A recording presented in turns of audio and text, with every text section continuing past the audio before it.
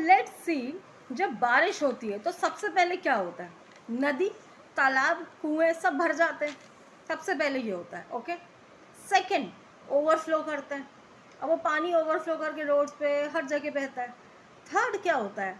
Dams overflow करते हैं, फिर डैम के गेट खोले जाते हैं, उससे नदियाँ जो ऑलरेडी ओवरफ्लो कर रही वो और ओवरफ्लो करती हैं, और फिर क्या होता है? फाइनली फ्लड्स आ जाते हैं। आपने गौर किया है, जब बहुत ज़्यादा बारिश आ रही होती है, जब एक्सेसिव रेन वाटर धरती पर फ्लड्स की जैसे बह रहा होता है, तब भी हम अंडरग्राउंड वाटर का ही यूज़ कर रहे होते हैं। तब भी हम वो जो एक्सेस वाटर जो बारिश से बह रहा है, बारिश से गिर रहा है धरती पर, उसका यूज़ नहीं कर रहे होते। हम उस समय भी अंडरग्राउंड वाटर का ही यूज़ कर रहे होते हैं, सोचकर कि जो बारिश का पानी है गड्ढों से धरती के अंदर तो चला ही जाएगा। क्या धरती पर इतने गहरे गड्ढे हैं जो बारिश के पानी को उतनी ही स्पीड में धरती के अंदर और उसी लेवल तक भेज दे जिस लेवल से और जिस स्पीड से हम बोर से निकाल रहे हैं? नहीं, धरती पर गड्ढे सिर्फ सरफेस लेवल पे है, नदी और तालाबों के रूप में। कि धरती पर पानी निकालने के लिए जो गड्ढे हैं वो बहुत ही गहरे हैं, 400-500 फीट तक गहरे हैं। मतलब पानी निकल रहा है डेप्थ से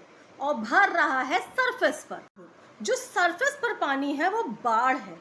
अब उस बाढ़ के से बचने के लिए मनुष्य ने क्या इंतजाम किया? इंतजार कि जल्दी से जल्दी ये पानी सूख जाए, बह जाए, कहीं और चला जाए, उड़ जाए, ताकि बाढ़ हट जाए, बाढ़ खत्म हो जाए।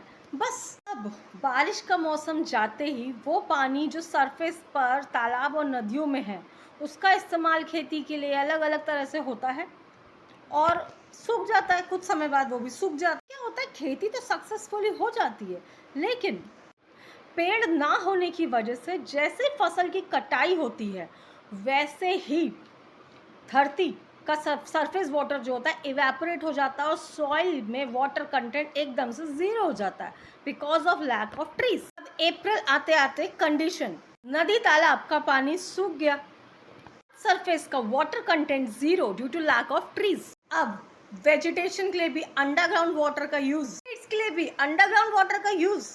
जून आते आते underground water level goes extremely down.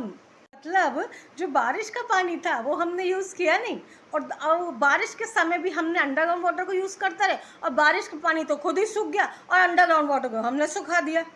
अब क्या करें? Now let's see the solutions. First, अब जिस इलेक्ट्रिसिटी और मोटर का प्रयोग करके हमने अंडरग्राउंड वाटर को बाहर निकालने के लिए किया था, उसी का यूज़ हम एक्सेसिव रेन वाटर जो कि फ्लड बनकर बहता है उसको लार्ज वाटर टैंक्स में स्टोर करने के लिए भी कर सकते हैं। And use of public and for use afterwards during hard times instead of waiting for the floods to evaporate.